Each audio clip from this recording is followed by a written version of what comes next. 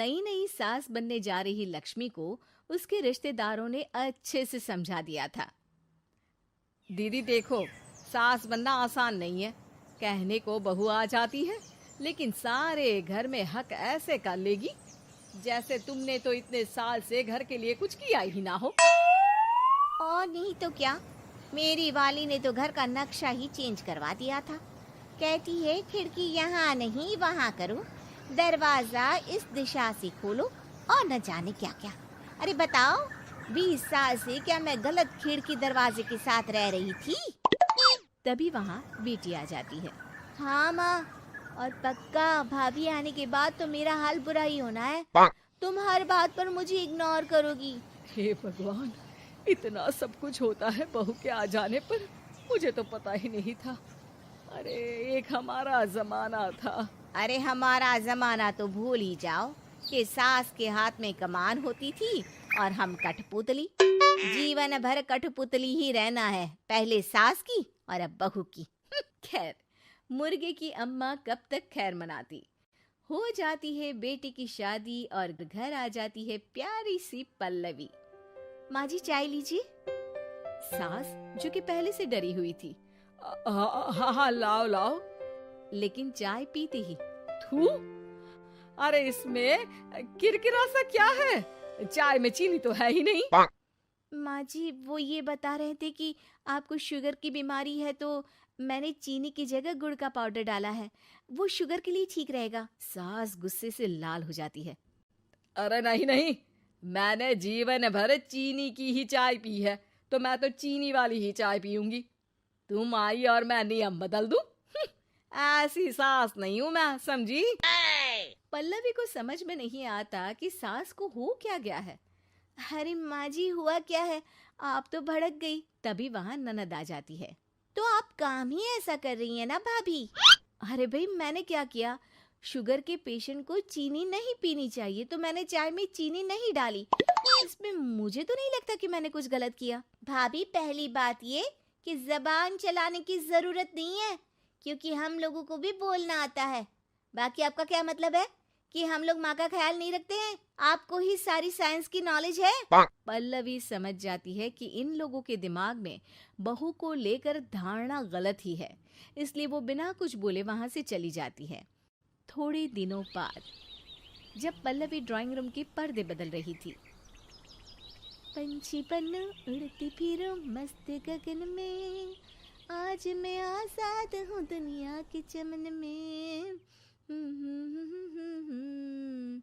वाह जी वाह, आजाद होना तो अच्छी बात है, लेकिन हम लोग भी गुलाम नहीं है। ये पर्दे किससे पूछकर बदले जा रहे हैं, जरा बताओगी? अरे सासू माँ, जब से आई हूँ सोच रही थी कि पर्दे ठीक नहीं है। पता है, पर्दे इतने हल्के हैं कि दिन में बाहर से पूरा घर दिखता है।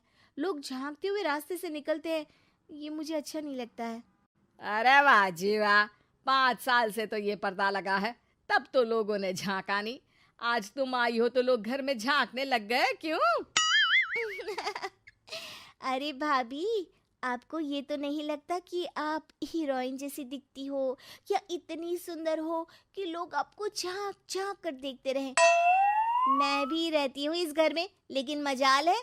पल्लवी सर पर हाथ रख लेती है, पर्दे लगाकर पुराने पर्दों को हटा देती है और निकल जाती है।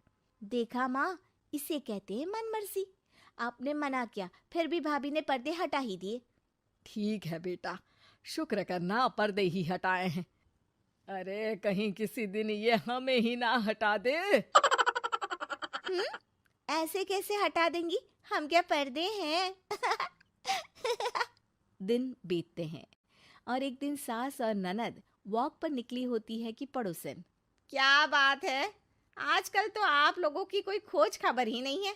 तरस गए हम लोग तो। अरे नहीं नहीं, बस घर पर ही रहते हैं पहले जैसे। पहले भी तो इतनी ही खोज खबर थी ना। अरे नहीं नहीं, पहले की बात और थी।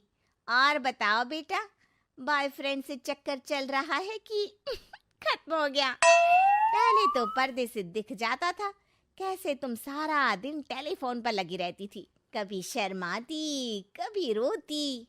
अब तो पर्दे भी मोटे लगा लिए तो कुछ ठीक से दिखाई भी नहीं देता। हाँ, नहीं, मतलब कोई ना होता है इस उम्र में।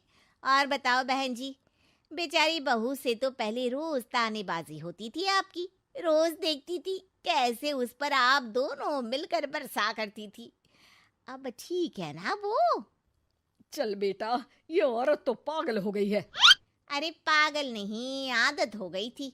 जब मन उबा तो आपकी खिड़की से झांक लिया करती थी, अब कुछ दिखाई नहीं देता तो। सास और ननद घर आती हैं, जहां बहू पर्दों को बदलने के लिए खड़ी होती है। अरे ये क्या कर रही हो? आपने ही कहा था ना पर्दे बदल देना। अब उस दिन तो उतारे थे, सोचा धोकर लगाऊंगी, आज सूख गए हैं तो लगा देती हूँ। तभी ननद चिल्लाती है। अरे नहीं नहीं भाभी, ठीक है, ये पर्दे रहने दो। वो पर्दे कम, सीसीटीवी ज्यादा थे पड़ोसियों के लिए। समझ में आ गया अब आपको? हाँ हाँ, आ गया। अब जरा चाय तो बना कर ला दे। पल्लवी सास को चाय लाकर जैसे ही देती है, चाय पीकर सास झूमने लगती है और जमीन पर गिर जाती है। हाय रे भाभी, क्या मिलाकर पिला दिया माँ को, वो तो गिर ही गई। तभी बेटा डॉक्टर लेकर आता है। चेकअप के बाद डॉक्टर कहते हैं, ओ माय गॉड, इनका तो शुगर लेवल बहुत बढ़ गया है। क्या ये चीनी खाती है? हाँ डॉक्टर साहब, मैंने कई बार इनको चीनी की चाय और मीठा के लिए मना किया, लेकिन ये मानती ही नहीं। माँ को कुछ होगा तो नहीं ना? वो ठीक तो हो जाएंगी ना? अरे बहू की बात नहीं मानती तो क्या बेटी की भी नहीं मानती है ये? बेटा, आप नहीं रोकती अपनी माँ को चीनी की चाय और मीठा खाने से? बेटी क्या बोलती, उसे वो दिन याद आ जाते हैं जब उसने भाभी को इस बात के लिए भला बुरा सुनाया था। डॉक्टर के जाने के बाद, भाभी मुझे माफ कर दो, लोगों के कहने में आकर हम लोगों ने आपसे बहुत बुरा व्यवहार किया, जबकि ससुराल वालों को ये समझना चाहिए कि घर बहू का भी होता है।